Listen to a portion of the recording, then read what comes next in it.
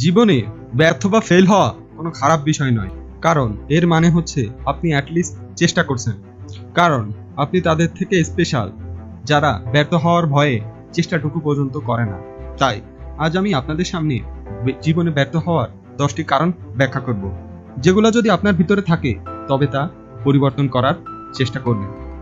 1 number, কাজের প্রতি আগ্রহ হারিয়ে ফেলা। আমরা কোনো কাজ শুরু তো করি খুব আগ্রহ নিয়ে, তবে কিছুদিন বা কিছু সময় পর কাজের প্রতি আগ্রহ হারিয়ে ফেলি, কারণ আমাদের মাইন্ড সব সময় চেঞ্জ হতে থাকে। তাই ওই কাজটি করার কিছুক্ষণ পর আমাদের মাইন্ড যখন চেঞ্জ হয় তখন ওই কাজটি আর ভালো লাগে না। এই অভ্যাসটা বা এই কারণটার জন্য অনেকেই সফল হতে পারে না।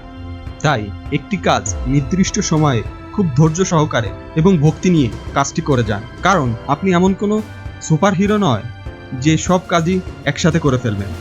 নাম্বার 2, আমরা সব করতে পারি এমন ভাবা। আমরা অনেক কিছুই করতে পারি, তবে তাই বলে সব কাজ না। আপনার মনে যদি এমন কোনো চিন্তা ভাবনা থাকে যে সব কাজ আপনি নিজেই করে ফেলবেন, তবে আজই এটি ত্যাগ করুন। কারণ আপনি যদি নিজেই সব কাজ করতে যান তবে আপনার সময় বেশি লাগবে এবং কিছু সময় পর কাজের প্রতি একঘেয়েমি চলে আসবে। তাই অন্যদের সাহায্য নিয়ে একটি টিম করে যে কোনো কাজ সম্পাদন করার চেষ্টা করুন। এটা আপনার জীবনে সফলতার মোড় ঘুরিয়ে দিবে। নাম্বার 3, আমরা সব জিনিসই অনেক তাড়াতাড়ি চাই। আমরা চাই এক রাতের ভিতরেই আমরা ধনী হয়ে যাব বা কোনো কাজে এক রাতের ভিতরেই সফল হয়ে যাব, যেটা সম্পূর্ণ ভুল ধারণা।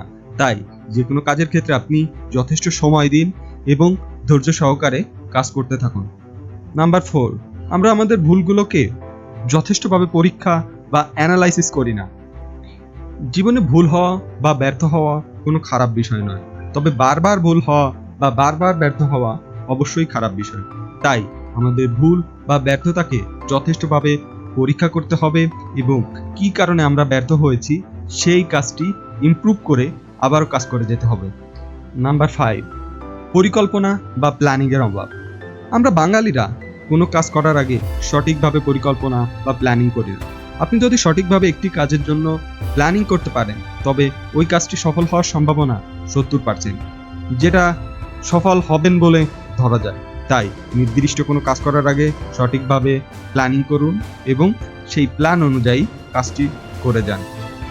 6 নম্বরে, ব্যর্থ হওয়ার পেছনে একটি রোগ রয়েছে, যে রোগটি প্রায় 90% মানুষের মধ্যেই বিদ্যমান।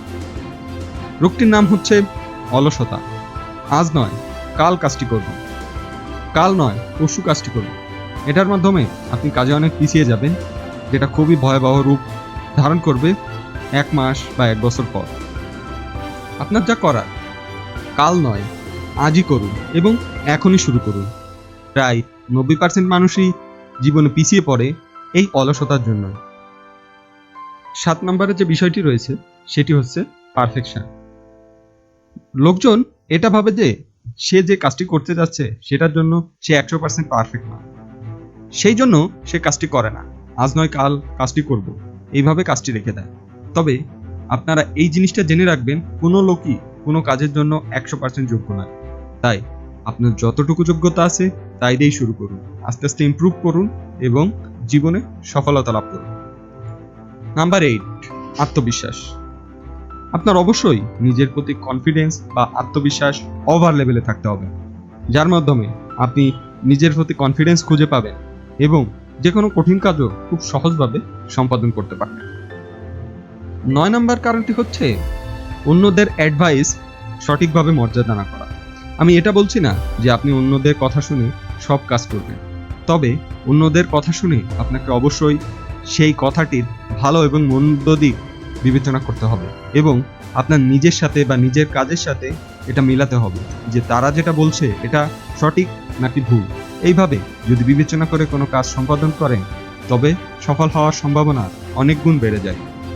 Number 10, distraction. সামান্য মেসেঞ্জারের একটি নোটিফিকেশন আমাদের অন্যমনস্ক করে ফেলে এবং সোশ্যাল মিডিয়ার মাধ্যমে আমরা ঘন্টার পর ঘন্টা সময় ব্যয় করে আমাদের কার্যকরী কাজ করতে ব্যর্থ হয়। তাই যথাসম্ভব স্মার্ট ডিভাইস থেকে দূরে থাকার চেষ্টা করতে হবে এবং স্মার্ট ডিভাইসের উপর পুরোপুরি নির্ভরশীল না হয়ে নিজের মনোভাবকে কাজে লাগিয়ে সময় পার করার চেষ্টা করতে হবে। আশা করি আপনাদের ভিডিওটি কাজে আসবে। যদি একটুও কাজে আসে অবশ্যই চ্যানেলটা সাবস্ক্রাইব করে দিবেন এবং আপনার অন্য বন্ধুদের সফল হতে এই মূল মন্ত্রটি দিয়ে ভিডিওটি শেয়ার করে দিবেন।